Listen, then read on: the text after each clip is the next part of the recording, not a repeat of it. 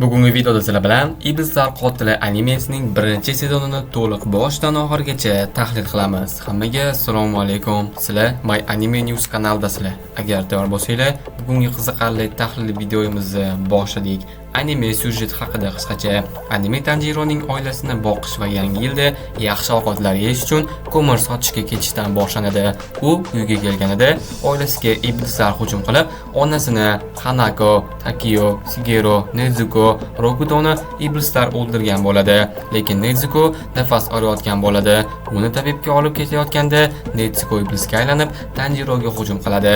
Lekin Tanjironi Giyu Tamiyoko qutqaradi va u singlisini o'ldirmoqchi bo'ladi. Shundan so'ng Tanjiro singlisini o'ldirmoqchi bo'lgan Tamiyokoga hujum qiladi. Lekin Giyu bir zarba bilan Tanjironi yiqitadi. Lekin singlisi Tanjironi juda ham yaxshi ko'rgani uchun u iblis bo'lsa ham jahli chiqib Giyuga hujum qiladi. Keyin Giyu iblisning akasiga mehrini ko'rib, qo'lini og'zini bog'lab, Sagiri tog'ining tagidagi Sakonzo Rakidakiga borib, "Sen Giyu yuborganini et" deydi va singlisini quyosh nuriga chiqarmasligini aytadi. Keyin Tanjiro Nezukoni tog'ga olib ketadi va kunduzi ham yurish uchun unga sabat yasaydi va o'sha sabatga solib kun bo'yi yuradi va kech bo'lgach ular iblisga duch kelishadi. Iblis Tanjironi ushlab olib o'ldirmoqchi bo'ladi. Keyin singlisi iblisni tepib, boshini uchirib yuboradi va akasini qutqaradi. Lekin bu tvar iblisni boshini olib tashlasa ham ularga hujum qiladi. Lekin Tanjiro iblisni o'ldiradi. Keyin uni Sakonzo topadi. Keyin Sakonzo Tanjiro iblislarni o'ldira oladimi yo'qmi, iblislar qotili bo'la oladimi yo'qmi tekshirishga olib ketadi. Keyin uning singlisini xavfsizligini bo'yniga oladi va Tanjironing bir o'zini kechasi o'rmonga tashlab kelib, uyga qaytib kel deydi. Tanjiro buni oson deb o'ylaydi, lekin o'rmon to'la Tanjironi o'ldirishga qodir bo'lgan tuzoqlar bor edi. Tanjiro bu tuzoqlardan o'tib qaytib keladi. Keyin Giyodan xat keladi. Giyo Tanjiro sizga o'xshab hidni yaxshi sezadi. Kuchli, singlisi iblis bo'lgani bilan odamlarga hujum qilmaydi deydi. Keyin Sakonzo Tanjironi juda ham ko'p mashq qildiradi va Sakonzo unga shu toshni ikkiga bo'lsang, oxirgi topshiriq qo'yib yuboraman deb aytadi. Tanjiro bir yil davomida tinmasdan mashq qiladi, harakat qilib, o'sha toshni ikkiga bo'ladi va uning ustozi Sakonzo uni oxirgi topshiriq qo'yib yuboradi. Oxirgi topshiriq esa iblislar to'rib olgan o'rmonda bir hafta yashash kerak bo'ladi. Topshiriq vaqtida zenitsu ham bo'ladi. Tanjiro juda ham ko'plab Sakonzoning shogirdlarini yegan, bo'yi taxminan 2,5 metrli iblisga duch keladi. Bu iblis Sakonzoning barcha shogirdlarini yengan. Tanjiro bo'lsa suv nafasi bilan uni yengadi. Keyin Sakonzoning shogirdlari ozod bo'ladi. Keyin Tanjiro yana 4 ta iblisni o'ldirib, topshiriq berilgan joyga qaytib keladi. U bilan Zenitsu va yana 2 ta personaj bo'ladi. Ularga 10 xil lavozimdan Midnutto lavozimi berishadi. Keyin ular katana uchun toshlarni olishadi va katana kelganda uning rangi qora bo'ladi. Shundan keyin qarg'a kelib Tanjiroga shimol g'arbga borishini va u yerda ayollarni o'g'irlayotgan iblisni o'ldirishni aytadi. Ya'ni bu Tanjironing birinchi topshirig'i bo'ladi va singlisi yordamida uchar iblisni yengadi va Tanjironing ustozi Sakonzo Tanjiroga singligini Kibetsuju Muzo nomli iblis odamga aylantira olishini aytadi. Keyin Tanjiro iblisdan Kibetsuju haqida so'raydi. Agar iblis Kibetsuju haqida aytmasa, ularda aytmagani uchun ham o'ldi.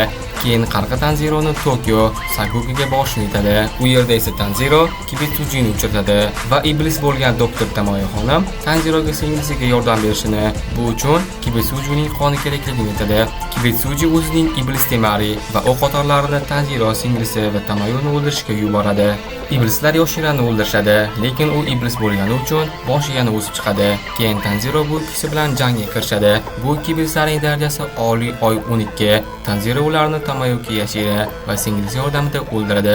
Tanjiro Temarini yo'q qiladi, qolganlar esa o'qotarni. Tanjiro birinchi marta Upper Moon 12 darajali iblisni o'ldirdi deb o'ylaganda, lekin Tamoyoko ular 12-oy darajasi emasligini aytdi va darajasi bor iblislarning ko'zida raqami bo'lar ekan. Tanjiro singlisini olib yo'lda davom etadi va qarg'a kelib, keyingi yo'nalish janubiy sharqligini aytadi. Yo'lida esa u Zenitsuni uchratadi va ular Barabanchi nomli iblisga duch kelishadi. U juda ham kuchli bo'ladi.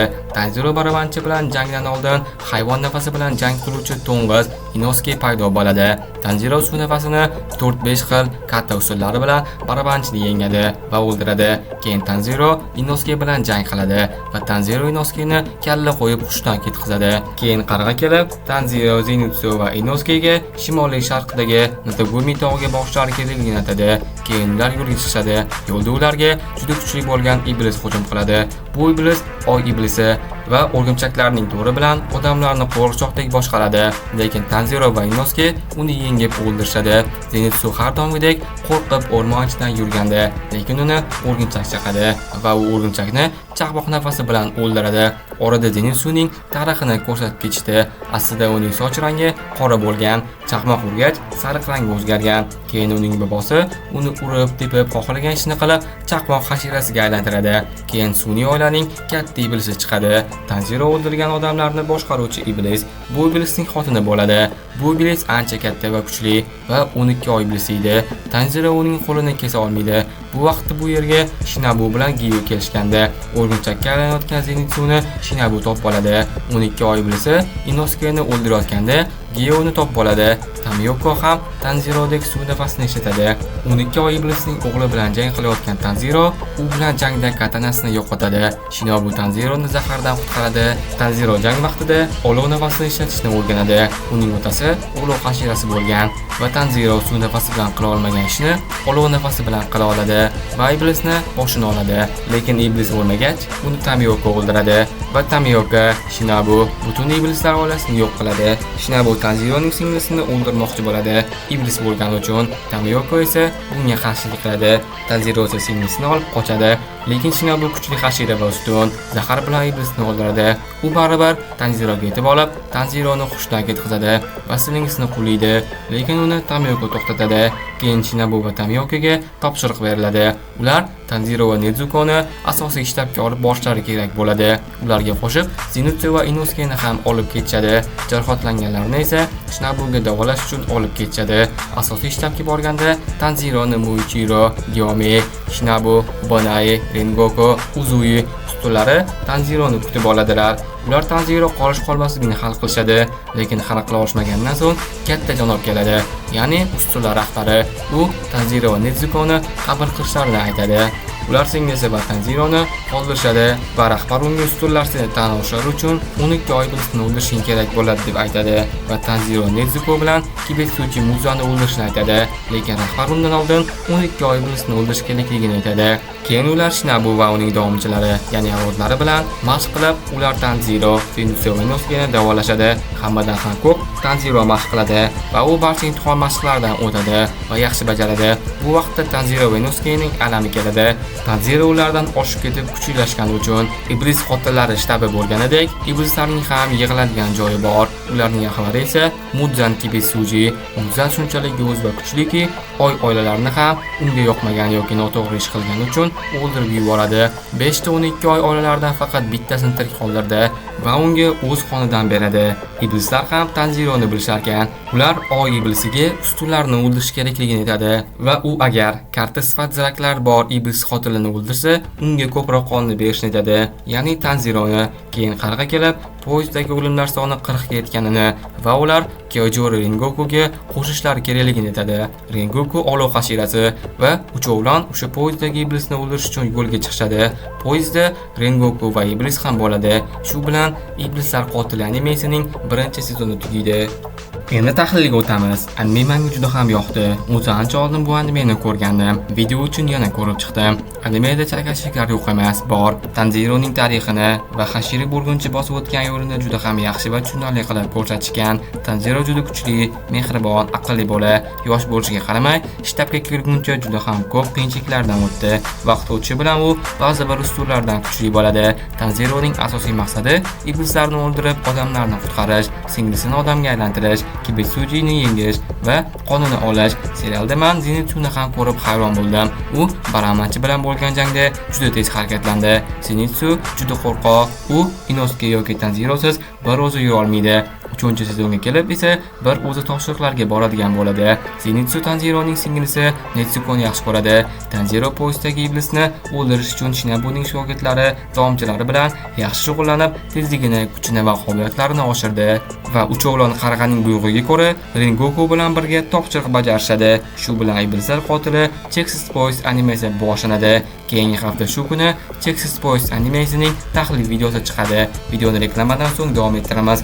Sizlar YouTube kanal ochdinglar va videolar qo'yasizlar. Videolarga previewlarni ham o'zingizlar qilib, logo bannerlarni ham o'zingizlar qilgansizlar va videolaringizlar ko'p emas, kam prosmotr oldi. Nima uchun?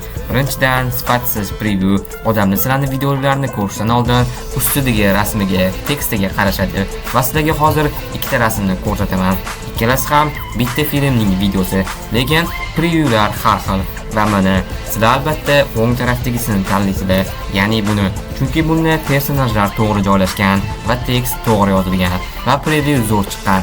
Agar sizlarga ham sifatli va tez zakazlarni tayyorlab beradigan dizayner kerak bo'lsa, men sizlarga Muhammadillo dizaynerni tavsiya qilaman. Muhammadillo dizayner preview, logo, avatarka, banner, xullas dizaynerlik qiladigan hamma ishlarni qiladilar va muomala zo'r.